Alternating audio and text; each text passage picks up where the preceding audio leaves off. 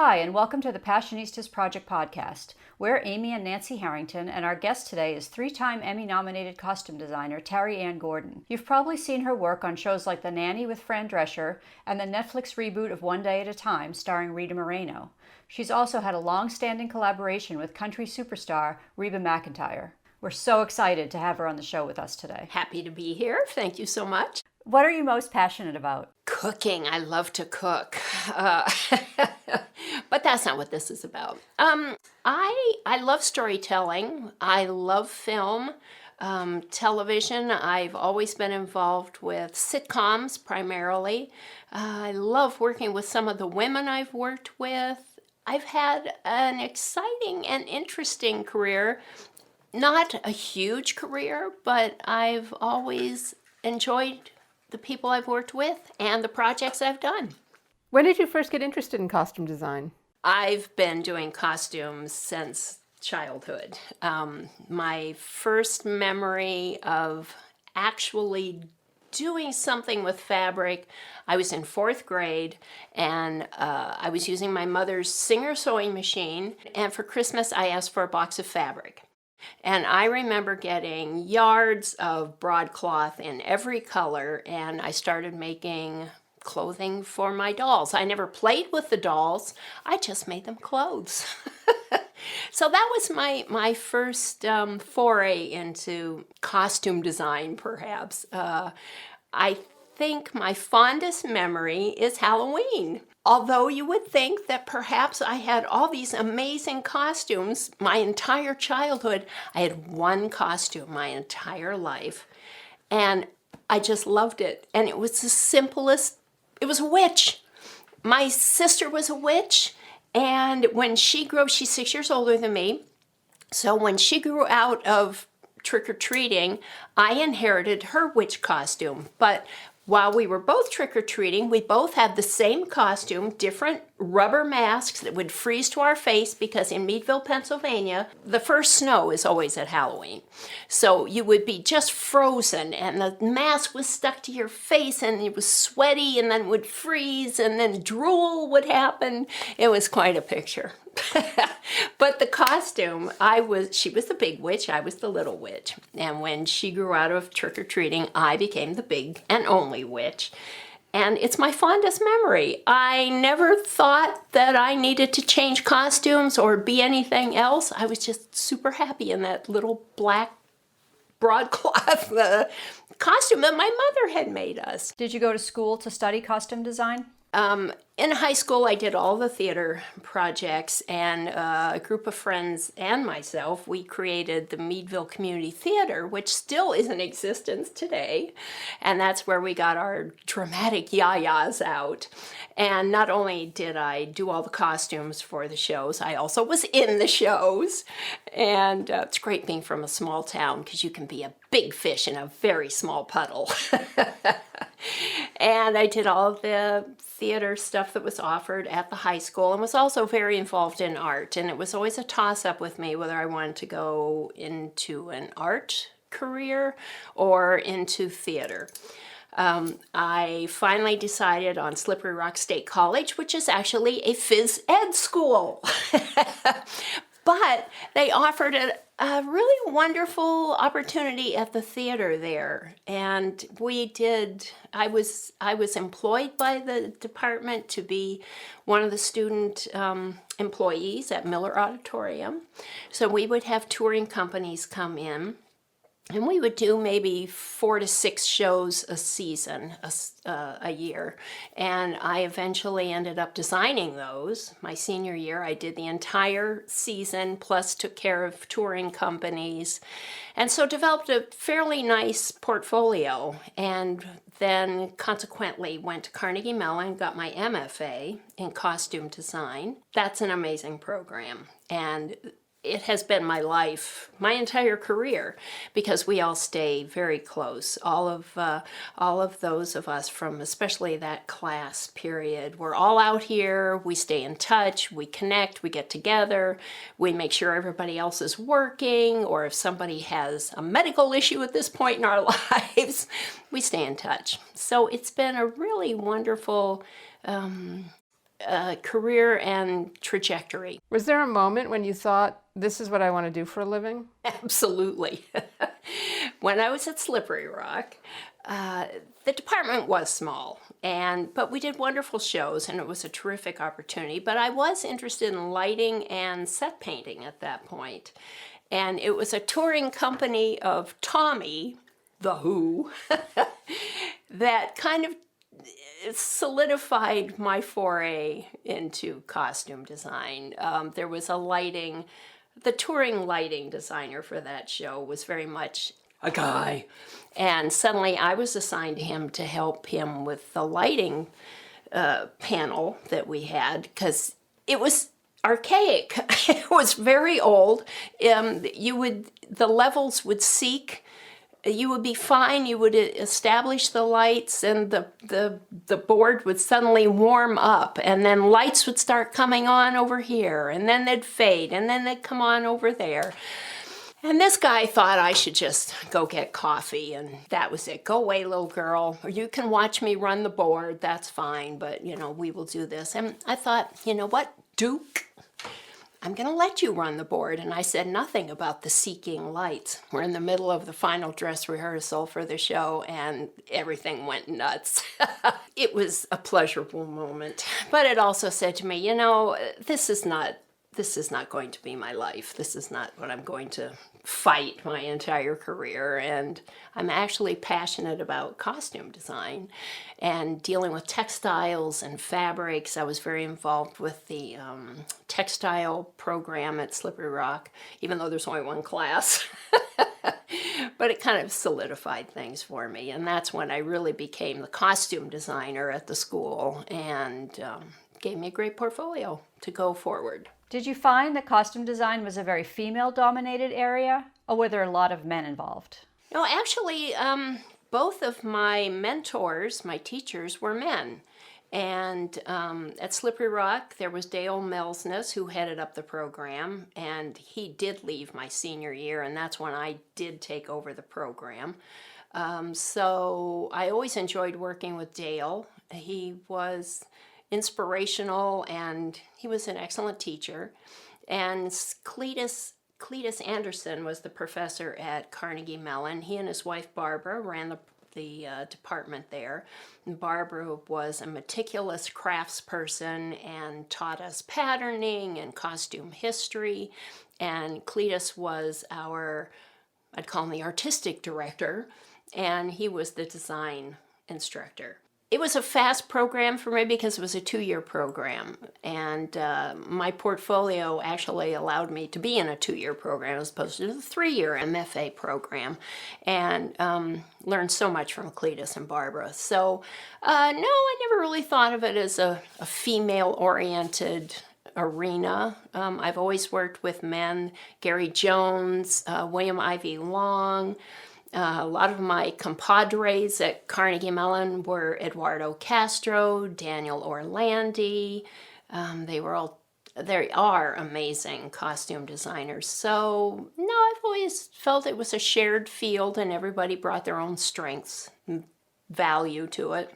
It's a very creative field. Was your family supportive of your choice? I'm definitely a black sheep.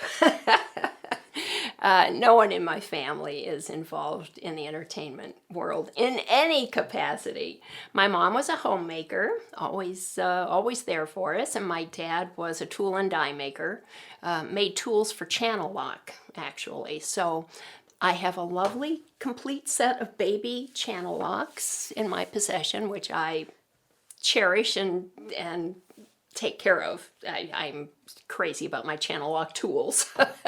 My sister also has a set. And there was nobody else in the family that went into any kind of entertainment field. And I'll never forget my son. I have 2 sons, and one of them is a scenic artist now, and he went to Laguna College of Art and Design.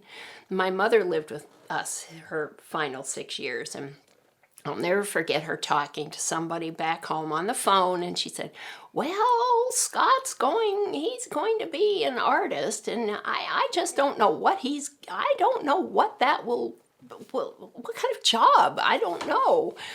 And I just looked at her and I thought, You have lived your entire life with me. I'm a functioning adult. I've always had a career. I've always been working. How does this still be a mystery? I don't know. So yeah, I was always involved in the arts in high school, and always entering an art show or painting a set somewhere, or singing and dancing, and not very well, but or dressing somebody somewhere. Is there a path for someone who wants to be a costume designer after you graduated from college? Where do you go? Well, it's an interesting path. Everybody comes to it from someplace else. There's no specific route. One of my favorite people ever, with whom I worked for about 12 years, came to it from a psychology program. But she was also legacy, so she had family in the business and she knew the business, and we worked really well together because she brought those properties to the job, and I was able to bring the sewing and the artistic, creative needs for fittings even.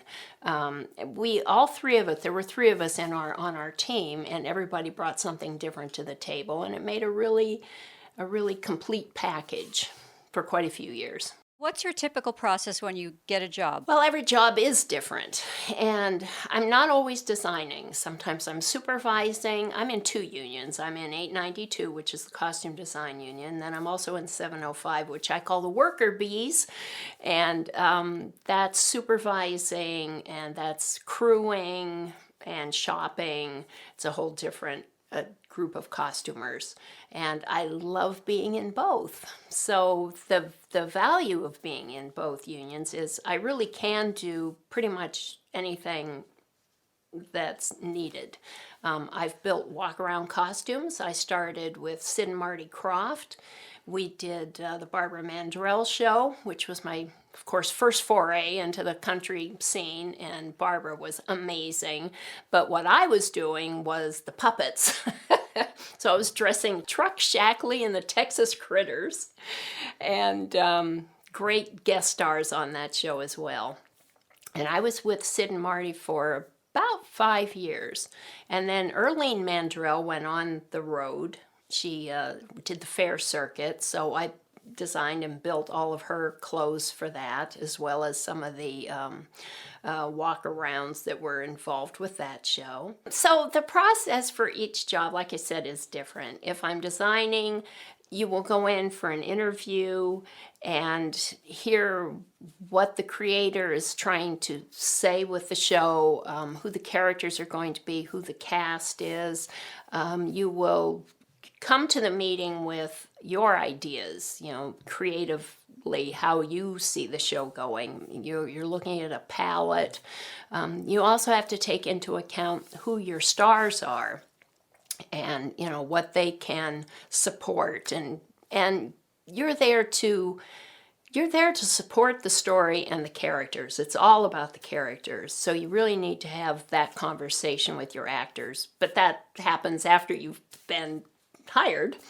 So in the meantime, you've brought design ideas and palette and that discussion to the table. And then if and when you get the job, then you'll sit down with the producer, the creator, and you'll start working through these character issues and where they see the character going. And then eventually, of course, very quickly after that, you're talking to your actors and you're getting sizes and you're sizing each other up and getting to know, what can we do? What do you hate? Because you never want to make your actors uncomfortable. That's just not going to work out for anybody. So within their world and their sphere, then together you come to the character.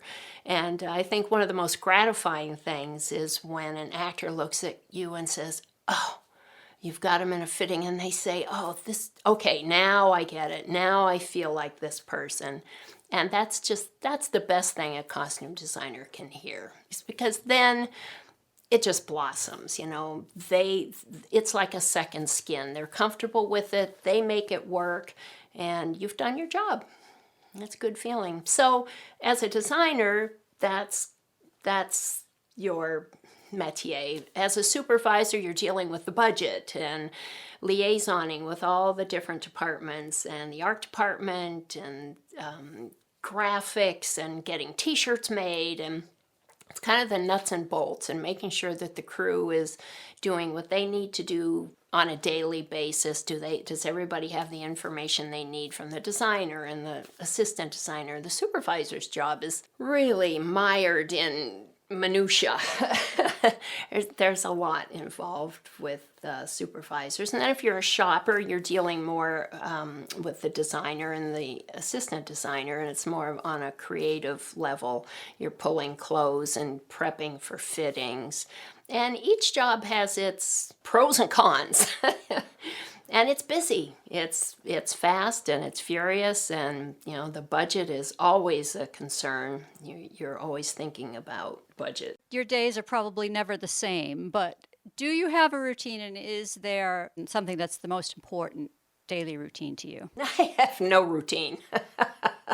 Every day's an adventure, and it really is. I never know what's going to happen. I also teach at USC, so I'm very involved with my students there.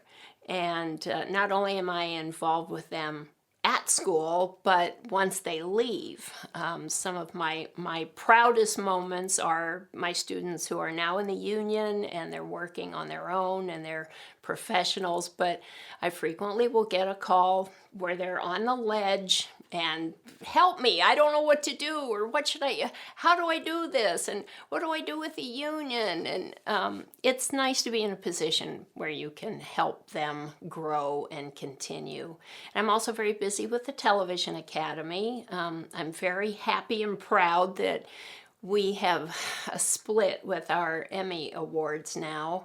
There's so many fantasy and science fiction programs now that we've been able to split those shows away from period because they just are so different. And I'm very happy for our peer group to have that opportunity. So I'm busy with that, and the Academy also has a wonderful internship program. And again, it's students, and I work with them and get them situated in the summer, put a program together for them. And I'm happy to say that most of them are also in the business now and working, and I stay in touch with them to make sure they're okay.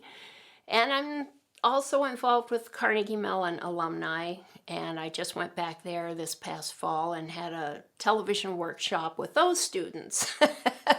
So I'm pretty busy with students, and then whenever Reba has something come up, I always drop everything to go be with her. And we just had the premiere for One Day at a Time last night, so the second season is coming up, and I only take care of Rita on that show. Liz Bass is the designer. I love working with her team, and I just take care of Rita, and it's the perfect job.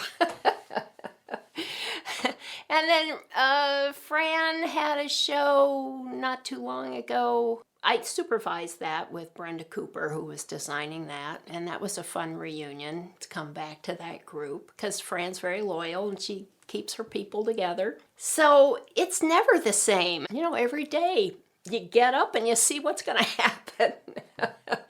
And I have a granddaughter, so Halloween is always busy. You can count on that. Well, I have a grandson too, and they're a lot of fun, so they keep me excited and busy and involved. You're listening to the Passionistas Project podcast with our guest, 3-time Emmy-nominated costume designer Terry Ann Gordon. Check out her work helping to transform Reba McEntire into Colonel Sanders in the new KFC commercial. But first, here's more of our interview with Terry. Is there something looking at your career as a costume designer that you found was kind of the most rewarding element of the work you were doing? I've just really enjoyed everything I've done. I've done commercials. That was kind of the beginning of my career. And the sitcom world was fantastic and perfect for raising a family, multicam. You know, it's like doing theater. I do miss doing theater, because that was my beginning. And when we moved to Los Angeles, it just made sense to branch out. And I always thought, well, I always want to stay involved with teaching because I do love that. Not a huge career. I'm not, a gigantic Oscar or Emmy winner, though I have had several nominations. But I've really enjoyed everything I've done. It's all come along at a time when it was perfect timing. I've not designed film, but I've done some crew work and been involved with some films, and I've been very fortunate to work with some amazing designers. Just finished, well, not just finished, I guess it was 2 years ago, it feels like yesterday, with Rita Ryak. We did a wonderful pilot. Sadly, it didn't get picked up, but just so creative and so artistic, and really, really a wonderful project. And then working with William Ivey Long on Grease Live was amazing. That was just the best experience ever. And the whole crew, we're dying to get back together and do it again. Yeah, I've had great experiences, and I love what I do, and I work with people that I love to work with, and don't work with the ones I don't. What's been the biggest obstacle in your career, and how have you overcome it? I think the biggest obstacle, and this goes back to my Slippery Rock days, one of my professors in a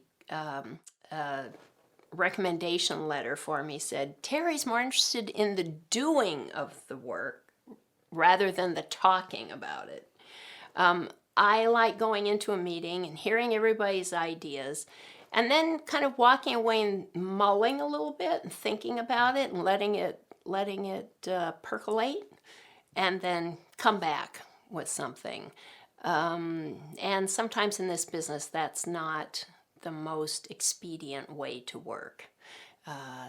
And people will look at you sometimes like, is she getting this? Is she there? Is she in there? And I'm in there. I'm really in there. And the wheels are turning, and I'm thinking about stuff. And, I'll come back with some solutions. I love creative problem solving and finding an answer, even if it means I'm building the kale costume in my kitchen on the weekend, which I have done. But it's like, we don't have time for this. Okay, I'm gonna go do this right now, and I'm out the door and gone.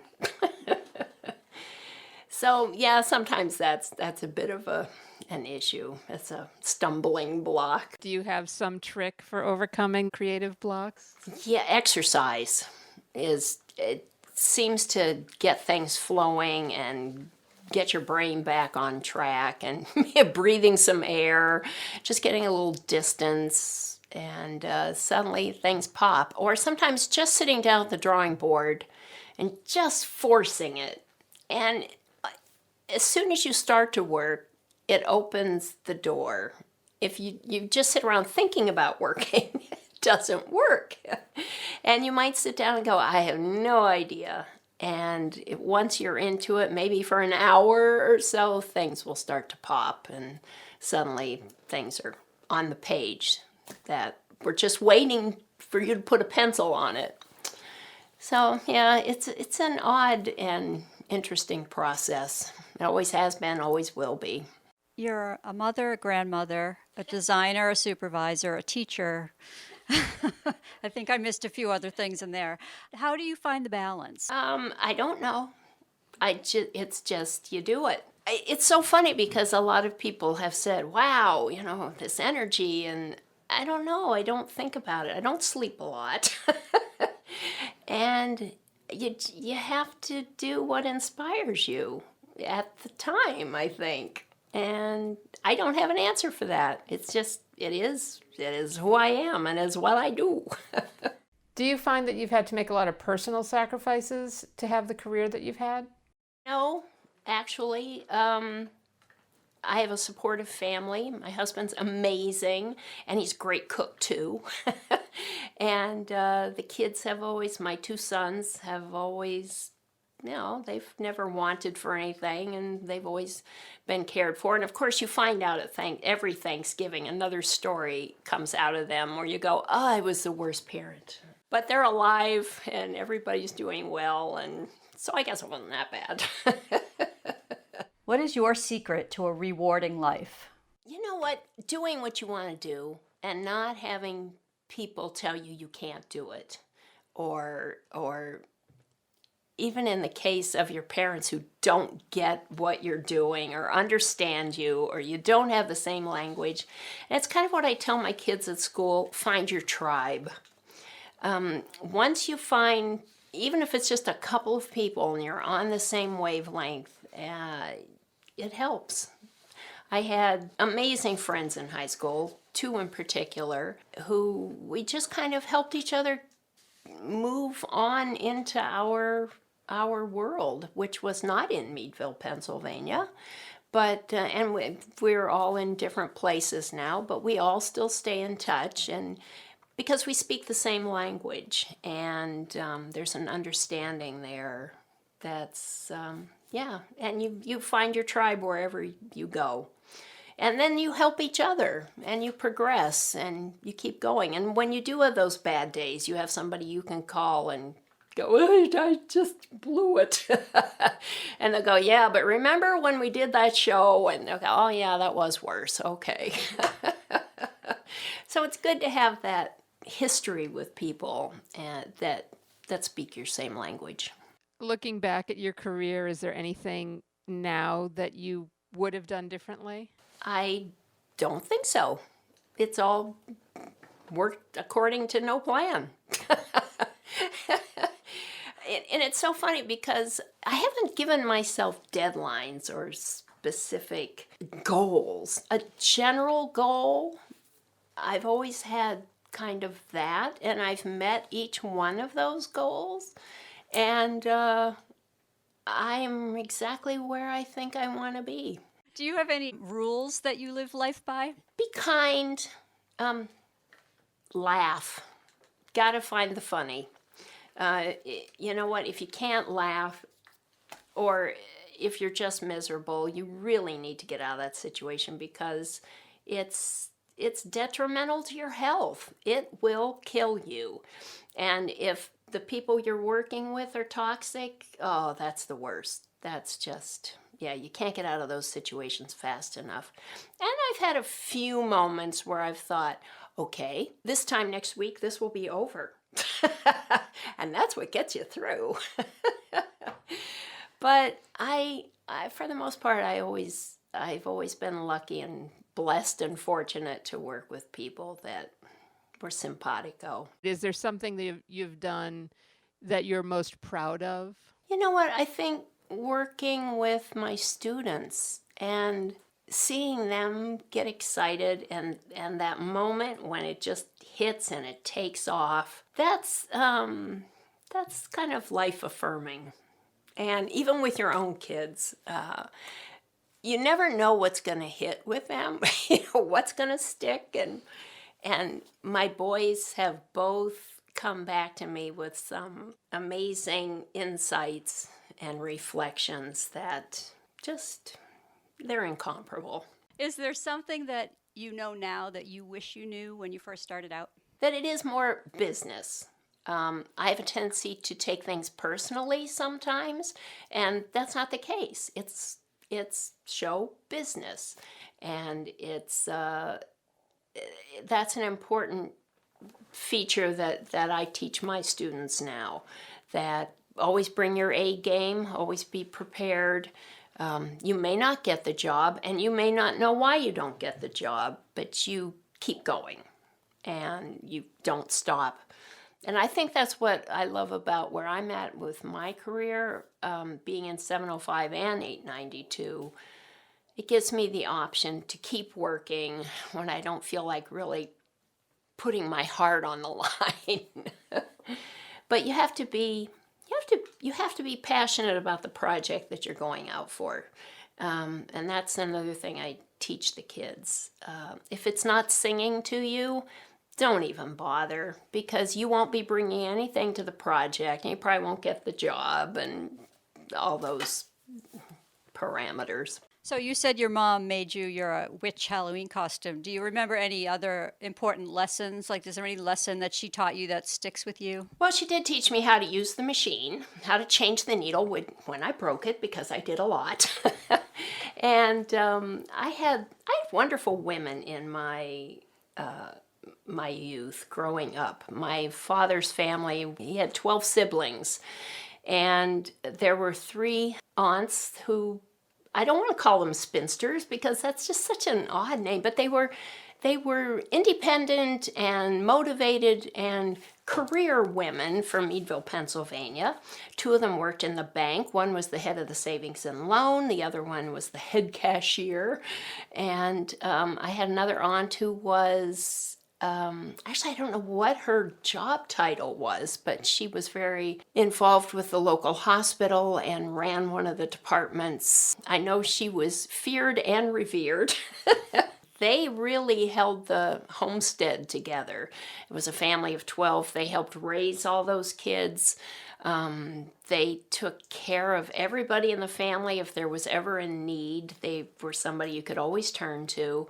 And they were always so generous to all of us kids of their brothers and sisters. And I just have wonderful memories of visiting. And it was a huge Victorian home back in Pennsylvania, and we would all end up there. But for us kids, it was just it was a great time. And there was a music box, and there was a piano, and they had the first color television, and they kept the traditions and the family stories alive for all of us. And they were great cooks. So there was always great food. And yeah, those women were really important to me. And I think they were instrumental in stamping that kind of independent, get out of Dodge, go have a career, go have a life. Because my sister also, she moved to Philadelphia and she became a nurse. And, she's had a wonderful career. And we are both, products of those women. I never thought anything was restricted. I always felt like, well, I can do anything I want, and so I did. Do you have cultural heroines that have influenced you? I've always admired people like Katharine Hepburn. Those are amazing women who have forged their paths. And, well, Rita and Reba and Fran. Reba's mother is amazing. I love Miss Jackie. And she's still on the ranch in Oklahoma. She's still working the cattle. She's just amazing, and she's fierce. And lots of times I'll come up with a design for Reba, and one of the first questions I always ask Reba is, "What'd your mom say? Did Miss Jackie like it?" She'll say, "Oh, she thinks you hung the moon." I say, "Okay, I'm done." That's all I needed to hear. So yeah. Strong women have always been instrumental in. On the other hand, my best friend's mother was just the sweetest, dearest woman, and I treasure her. She's gone now. She was a force, but a quiet force. And Mama Foster was always my second mother. Another friend's mother, she was instrumental in our theater program that we created back then, and she played Bloody Mary, and she was a pistol. And I have great memories of her, but she was also a take a stand, and she was dyed in the wool Democrat and fought for Obama and Hillary, and that's tough in Pennsylvania, in a small town, alone. So yeah. Strong women, yeah, make me happy. So looking to the future of young women, what advice would you give to a young woman who wants to become a costume designer? Go into dentistry. No, just kidding. But it's a different career path than when I started. It's very fragmented now, and though there's so much opportunity to do the work, it's often difficult to afford it. It's an expensive world, and trying to realize your designs and the integrity and get the work done with some of the limitations that we now have, it's very different. I mean, the nanny was an amazing, well, that was just, those days are gone. We had fashion houses throwing clothes at us because Fran was a fashion icon and it was all about the clothes. The menswear, Alan Flusser, he was an iconic men's fashion editor, and he always recognized the nanny men and said they were so well dressed, and that was just really gratifying. And to have 4 nominations from that show was also, it was an honor. And even though it seemed difficult at the time, I look back and go, wow, those times just don't exist anymore. There's so many different platforms and different formats, and then different pay levels and tiers for contracts, and you really have to be contract savvy and deal memo wise and understand the business. It's a business. Where do you see yourself 5 years from now? This is fascinating because everybody is constantly, when are you going to retire? What about? I don't get that word. I don't know. It doesn't make sense to me. And do what? I'm me. I'm gonna do what I do. So yeah, I'd probably be in the same place I am now. My husband keeps trying to move us. So geographically, I'm not sure. I think I'll still be here. But who knows? Until then, I'm just gonna keep doing what I do. Thanks for listening to the Passionistas Project podcast and our interview with costume designer Terry Ann Gordon. Catch her work on the Netflix reboot of One Day at a Time, and don't forget to subscribe to the Passionistas Project podcast so you can catch all of our upcoming inspiring guests.